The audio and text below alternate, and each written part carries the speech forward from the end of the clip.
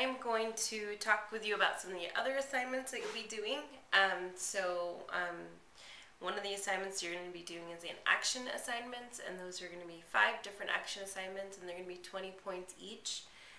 These are hands-on assignments that will enable you to observe and analyze the literary theory and practice that we're going to be talking about at your school sites. And so the first project that you're going to be doing is going around your school and taking pictures of the literacy environment. So whether it's bookshelves or guided reading groups or word walls, what does the literacy environment look like at your school? So that's going to be the first project, and it gives you an idea of what the action assignments will look like, and you'll do a short reflection on that. Or actually, you're just going to add captions to the pictures.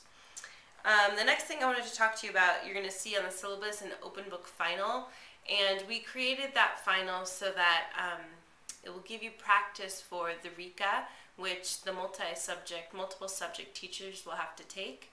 It enables you to know if you're capable to teach reading, and then the master's oral, which is going to be at the end of this program.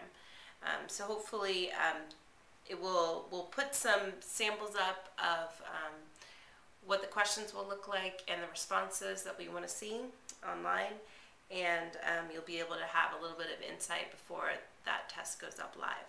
Okay? And the next thing I wanted to talk about is the grade level groups. So we created grade level groups, which will be in the forum on Sakai, and these are groups of 3 or 4 where you'll be able to interact with people that are teaching similar subjects that you're teaching. And the purpose of this is for collaboration in a smaller group, for you to share ideas and get to know each other a little more. And hopefully you'll be grouped with people that are across Aspire and not just at residents that you're very familiar with from your region. So what you're going to be doing there is that you're going to be discussing and norming the DRA that you've given to your case study student, and that's going to span about a month of discussion. You'll talk about different aspects of the DRA process and assessing and scoring the DRA. You'll also be reflecting on, as a group, some of those action assignments that you've given and some of your time in your classroom. Okay, and the last thing I wanted to talk about was the case study assessment project, and this project spans the class and is made up of different components. And so you're basically going to create a portfolio of a case study student, and you'll be giving about 10 assessments over the next 3 months to this student.